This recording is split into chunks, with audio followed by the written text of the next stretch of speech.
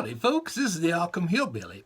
And I know that with all the lockdowning and the self-distancing and the social isolating and everything everybody's been doing, a bunch of you have been getting real good at it, and you've been thinking, when do I get on to the next level? And that, of course, is the quarantine. So I'm here to give you some tips on how to quarantine.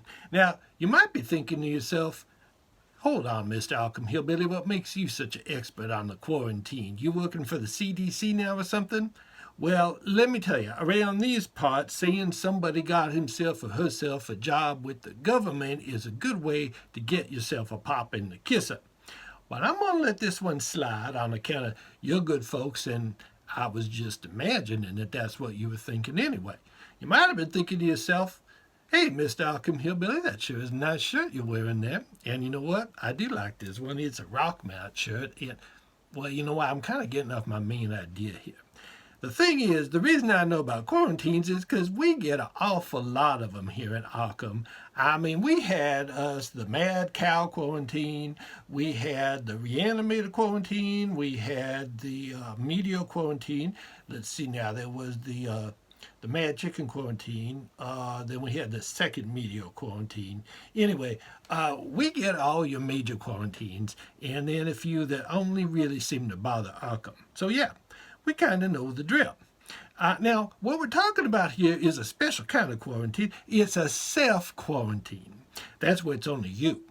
And I sometimes call it a wife quarantine on account of it's usually my wife that says I got to quarantine for 14 days or sometimes even more.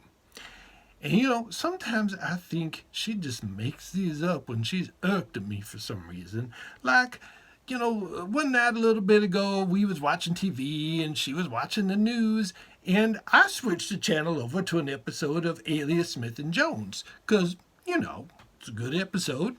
And she goes, oh, I forgot to tell you, paper says you got to quarantine for 14 days.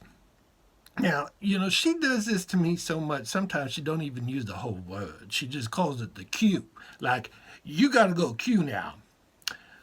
Anyway, I'm sure you're not dying to hear all about my connubials.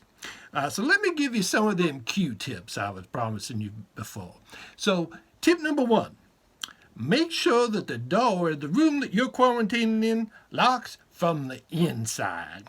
I once made the mistake of quarantining in a room that locked from the outside, and I must have been in there for like a month, and that was in my own house. Tip number two, get yourself all the books in there by H.P. Lovecraft.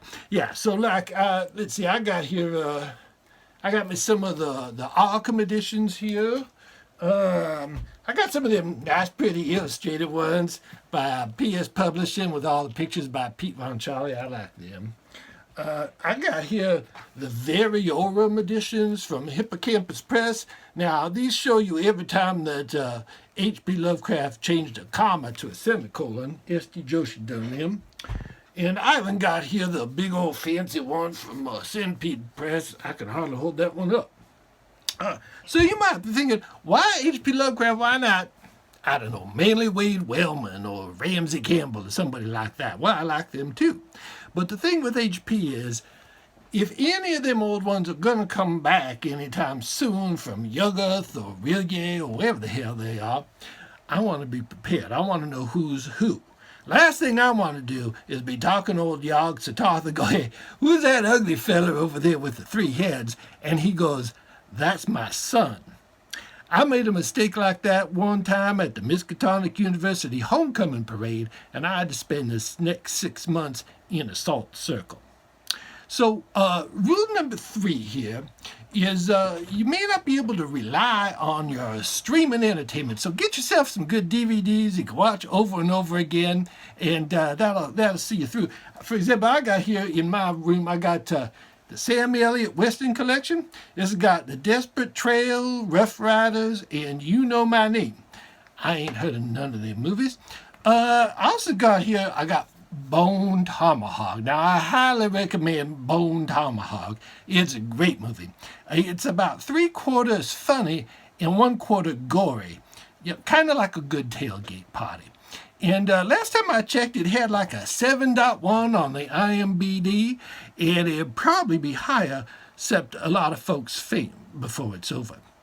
So, tip number 4, drinks and snacks. Now, don't just get yourself Pringles and Gibbous Moonshine. Yeah, you're going to get those because them's the staples, but you're going to be in there for a while.